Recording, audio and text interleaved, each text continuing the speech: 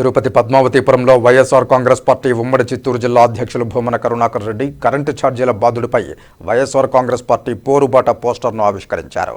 చంద్రబాబు నాయుడు, పవన్ కళ్యాణ్లు ఎన్నికలకు ముందు విద్యుత్ భారాన్ని మోపబోమని చెప్పి అధికారంలోకి వచ్చారని, అధికారంలోకి వచ్చిన తరువాత 2 విడతలుగా 15,000 కోట్ల రూపాయల విద్యుత్ భారాన్ని ప్రజలపై మోపారని విమర్శించారు. ప్రతి పేదవాడి ఇంటికి 200 యూనిట్లు ఉచితంగా విద్యుత్ ఇవ్వాలని డిమాండ్ చేశారు. సూపర్ 6లో ఒక్క హామీని కూడా నెరవేర్చకుండా ప్రతి నెల డైవర్ట్ చేస్తున్నారని, ప్రజలు మీపై ఆగ్రహంతో వ్యతిరేకతతో ఉన్నారని స్పష్టం చేశారు. ప్రజల పక్షాన పోరాడేందుకు వైఎస్ఆర్ కాంగ్రెస్ పార్టీ ఎల్లప్పుడూ ముందుంటుందని తెలియజేశారు. గతంలో వైఎస్ రాజశేఖర్ రెడ్డి ఏ విధంగా అయితే పోరాటాలు చేశారో అదేవిధంగా తమ నాయకుడు వైఎస్ జగన్మోహన్ రెడ్డి ఆధ్వర్యంలో ఉద్యమిస్తామన్నారు. డిసెంబర్ 27వ తేదీ విద్యుత్ కార్యాలయాల్లో పెరిగిన విద్యుత్ ఛార్జీలపై వినతి పత్రాలు అందజేస్తామని, కార్యక్రమానికి ఉమ్మడి చిత్తూరు జిల్లాలోని వైఎస్ఆర్ కాంగ్రెస్ పార్టీ నాయకులు, కార్యకర్తలు తరలిరావాలని ఈ సందర్భంగా భూమన పిలుపునిచ్చారు. ఈ కార్యక్రమంలో తిరుపతి సమన్వయకర్త భూమన అభినయరెడ్డి, మేయర్ డాక్టర్ శిరీష, వైఎస్ఆర్సీపీ నాయకులు పాల్గొన్నారు.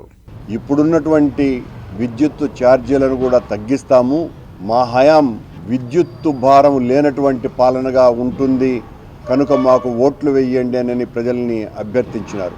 ఆ మాట నమ్మి ప్రజలు ఓటు వేసిన తరువాత చంద్రబాబు నాయుడు గారు ముఖ్యమంత్రి అయ్యి ఈ 6 నెలల కాలంలో దాదాపు 15,000 కోట్ల రూపాయలు విద్యుత్తు ఛార్జీల భారం ప్రజల మీద మోపినారు.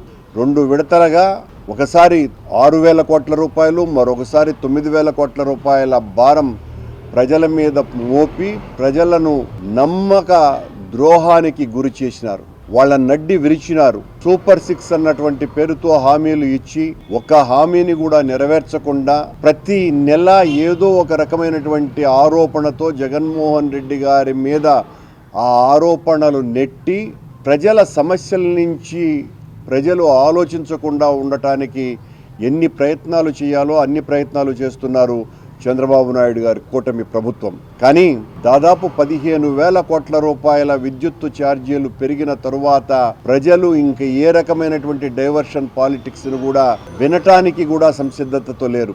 చాలా ఆగ్రహంతో ఉన్నారు. సామాన్యుని మీద భారం పడింది. ఎన్నికల వాగ్దానం ప్రకారం చంద్రబాబు నాయుడు గారు ప్రతి పేదవాడి ఇంటికి 200 యూనిట్లు ఉచితంగా ఇవ్వాలి. ఇప్పటి వరకు ఆ హామీ నెరవేరలేదు.